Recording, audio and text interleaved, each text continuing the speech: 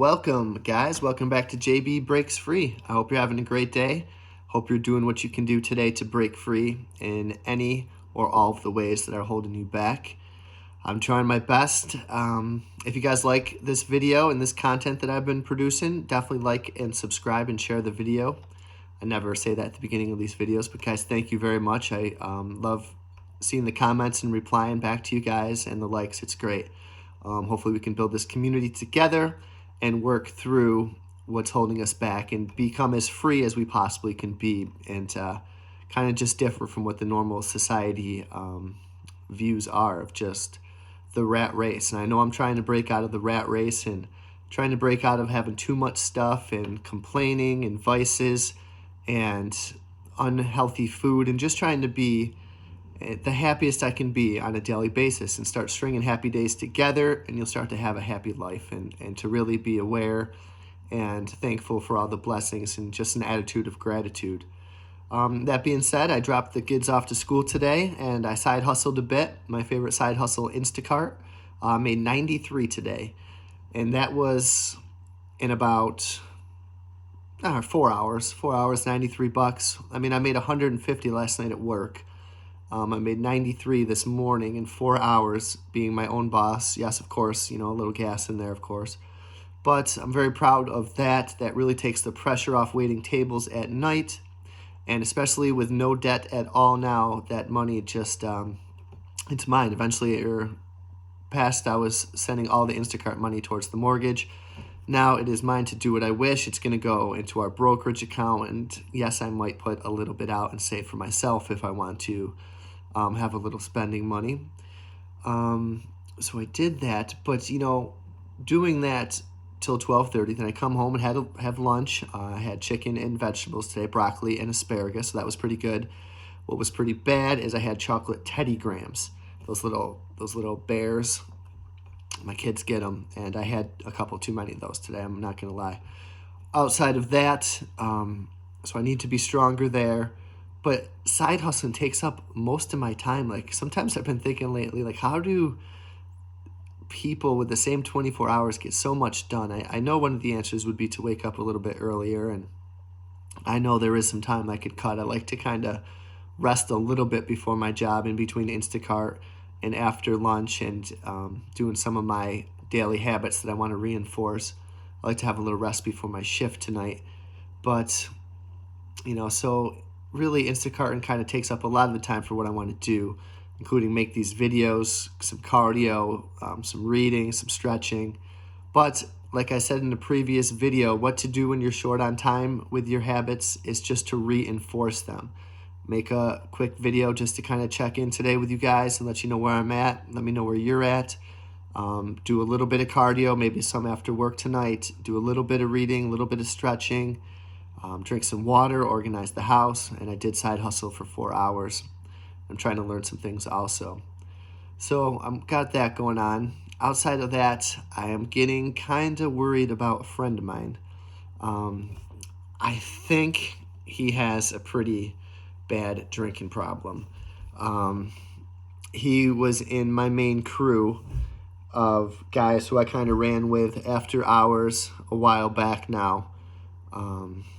This is going back 10, 15 years.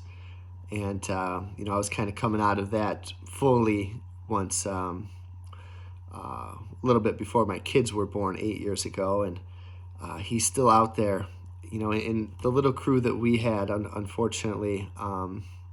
He's still out there almost on a daily basis. I'll go to work and I'll see his truck at the bar, and it kind of just makes me sad. It makes me worried. I know his home life isn't going that well, and lots of problems with the wife at home, and just lots of drinking, and just drinking.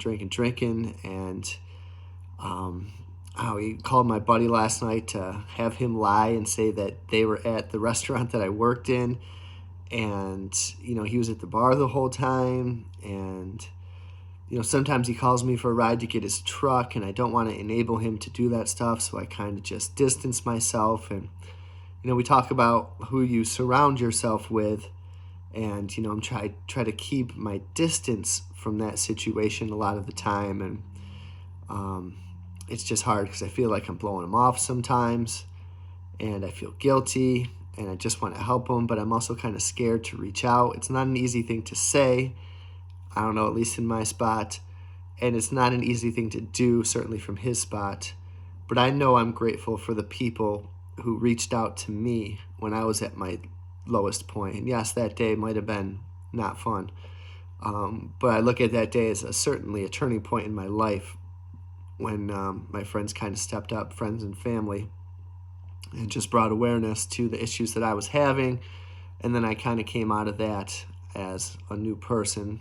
It took a little while, but I know I was grateful for that help and that support system, and thinking probably the next time he reaches out to me, or next time I see him, I'm just going to have to reach out to him and just put it out there. And I know a couple of my friends everyone that knows this guy enough to care is worried. And, I think I'm going to have to step up and say something. Talk about breaking free. It's kind of the opposite.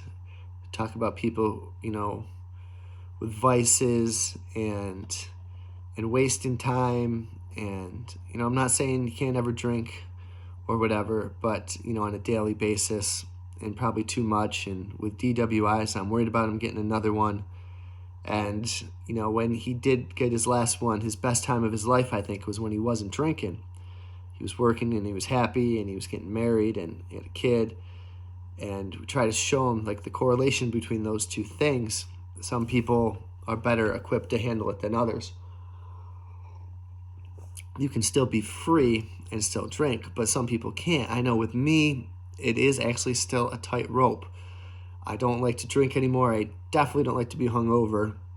And, if the situation once or twice a year arises, I'm still fighting that battle of where I'd like to take it to the house, and that little voice inside me is still there. I can shut him out much better than I used to, but it's scary that it's still there. It scares me, and it scares me what's in some of the stuff that's going around nowadays. That terrifies me. And I remember the feeling of when I first stopped, like Sundays. Sundays, I would never dream of going out now, but I remember some Sundays back in the day, I'd crawl the walls a little bit, not being able to get out and just do my thing, or any other day for that matter. Now, I just want to stay home with my family, and, if something major is going on once or twice a year, go out there and hopefully responsibly do it, and not to the point of anywhere near a hangover, because that just ruins. I love life so much. And I was talking to my friend last night about courage is clarity. I came across that quote, and it's like, life is not easy. It's, even every day for me, I'm hyping myself up for work, and I'm hyping myself up to save money and to work on, really put in the work to have good days and to be a better husband and a better father and a better employee and give better service to the guests, and just try to be better all around. But it takes work, and there's some days where I'm angry, or some days where I'm in pain, or some days where I have fears, and there's some days where I'm just ready to rage out in a good way. But to take that on is clarity. And even like with smoking cigs, for me, yes, sometimes it's just, okay, this cig is nice, but a lot of time I'm smoking out of fear and anxiety, to release stress, or because I'm going into a stressful situation, and that's just a crutch. That's fear. To have no fear. Courage is clarity, and that's what kind of I'm trying to break free from, and that's what I hope we're all trying to break free from. Like, I don't want to live like that anymore. I don't want the vices as crutches, and I don't want to purchase a bunch of stuff that I don't need. I'd rather have that money to be debt-free, so I have a little less worry in that area. And guys, it has been a lot less worry, and it's been less than a month. It feels great. And I want to get out of the rat race, or at least have the opportunity to do so. I love waiting tables, but if God forbid something ever happened to the restaurant or to my boss or to the economy or whatever, I'd like to have layers. So now I have Instacart, and I'll have a lot of money saved up.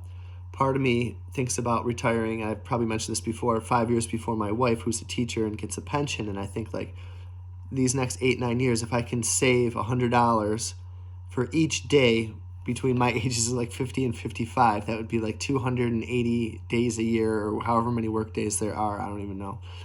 100 times 100 would be whatever, 23,000, 26,000 times 5 is like 130,000, 140,000, something like that.